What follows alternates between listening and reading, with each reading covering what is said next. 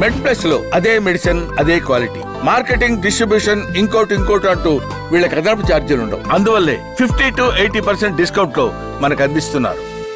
Doctor గారు, ఇప్పుడు సాధారణంగా మనకు కవలలు పుట్టడము జరుగుతుంది ఈ మధ్య ఎక్కువగా. సో ఐవీఎఫ్ ద్వారా ఇంకొద్దిగా శాతం పెరిగిందని చెప్పేసి అంటారు. ఇందులో వాస్తవం ఎంత? ఒకవేళ కవలలే కనుక గర్భంలో ఉంటే అటు తల్లికి కానీ లేదా ఈ పిండాలకు కానీ అదనపు ప్రమాదాలు వచ్చే అవకాశాలు ఏమైనా ఉన్నాయా? ట్విన్ ప్రెగ్నెన్సీ అంటే నాకు చాలా ప్యాషన్ అండి.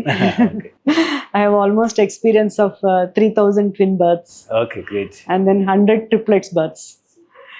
సో ఇక్కడ ఏంటంటే ఇందాక మనం చెప్పినట్టుగా కమల పిల్లలు ఎక్స్పెక్ట్ చేస్తున్నారంటేనే that automatically will become a high risk pregnancy.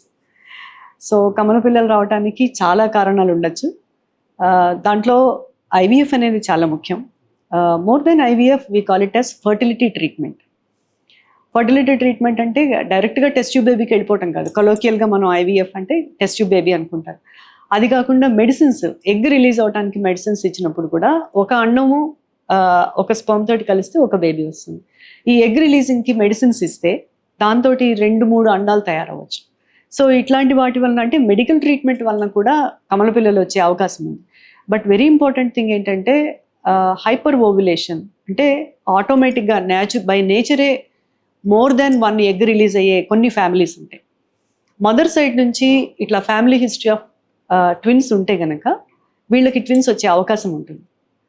And again we thought advanced maternal age more than 35 years, more than 40 years when women are planning babies, అట్లాంటప్పుడు కూడా ఈ ట్విన్స్ పుట్టే అవకాశం ఉందన్నమాట. ఇవి కాకుండా అఫ్కోర్స్ ఐవీఎఫ్ అనేది one of the things. So if a women is carrying 2 babies or 3 babies, అంటే ట్విన్స్ కానీ ట్రిప్లెట్స్ కానీ క్యారీ చేస్తే naturally the pregnancy risk is changed. So it becomes a high risk pregnancy. దీనికి women related challenges రావచ్చు, లేదంటే baby related challenges రావచ్చు. Women related challenges ఏంటి అంటే హైపర్ టెన్షన్ కాంప్లికేటింగ్ ప్రెగ్నెన్సీ. తనకి ముందరంతా హెల్త్ బాగానే ఉన్నా కూడా ప్రెగ్నెన్సీలో బీపీ వచ్చే అవకాశం ఉంటుంది అనమాట. ఆర్ ప్రెగ్నెన్సీలో డయాబెటీస్ వచ్చే అవకాశం ఉంటుంది. అండ్ ప్రీ టర్మ్ బర్త్, ఇవి పక్కన పెట్టి 3 పిల్లల్ని 2 పిల్లల్ని మోయాలంటే మాటలు కాదు. సో వాళ్ళకి మెకానికల్ ప్రాబ్లమ్స్, బ్యాక్ ఏక్, లెగ్ పెయిన్స్, ఇలాంటివన్నీ ఉండే అవకాశం చాలా ఉంటుంది. అండ్ ఇండియాలో కామనెస్ట్ ఈజ్ ఎనీమియా. సో రక్తహీనత అనేది కూడా వీళ్ళలో కామన్ ఉంటుందన్నమాట. So right from the beginning structured ప్రోగ్రాంలో మనం వాళ్ళని కేర్ తీసుకుంటే ఈ complications not 100%, but most of the times we can prevent or treat some times.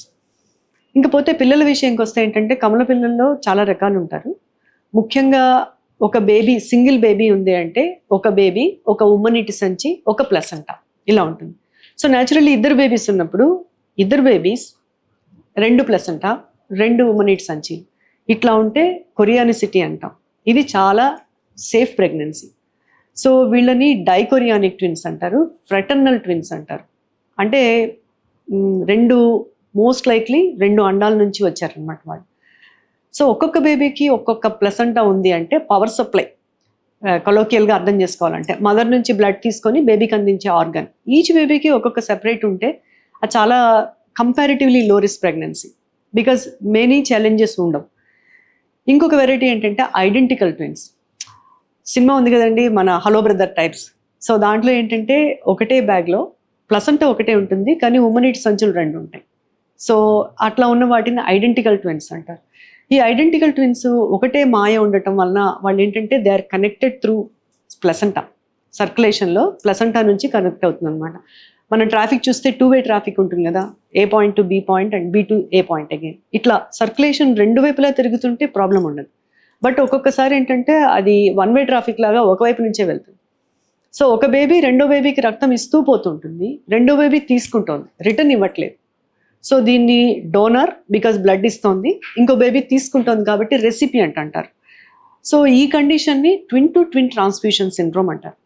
ఇది మాయ ఒకటి ఉన్న వాటిల్లోనే డెవలప్ అవుతుంది ఈ కండిషన్. సో ఇట్లాంటిది ఆల్మోస్ట్ అగైన్ మాయ ఒకటి ఉన్నప్పుడు మోనోకొరియానిక్ ట్విన్స్ కూడా 95% of pregnancies go well.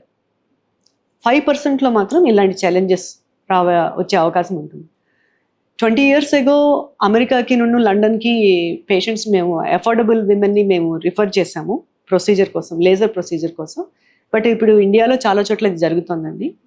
Laser procedure ద్వారా మనం దీన్ని ట్రీట్ చేయొచ్చు. అంటే ఇప్పుడు ఒక బేబీకి ఎక్కువ రక్తం వెళ్తుంది, ఒక బేబీకి తక్కువ రక్తం వెళ్తుంది.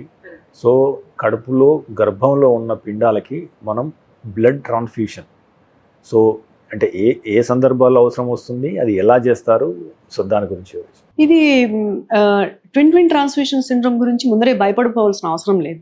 బికాజ్ ట్విన్ ప్రెగ్నెన్సీ అనేది buy 1 get 1 offer. You are planning a baby, you got second baby as well. So ఇది కేవలం మాయ ఒకటి ఉన్న వాళ్ళలోనే అవుతుంది. అందుకని ట్విన్ ప్రెగ్నెన్సీ ఉన్నప్పుడు అల్ట్రాసౌండ్ స్కెడ్యూల్స్ చాలా స్పెసిఫిక్గా ఉంటాయి. Because scan is amazing these days technology. 2 మాయలు ఉన్న వాళ్ళు ఏంటంటే ప్రతి 3-4 వారాలకి స్కెడ్యూల్ ప్రకారం స్కాన్కి రావాలి.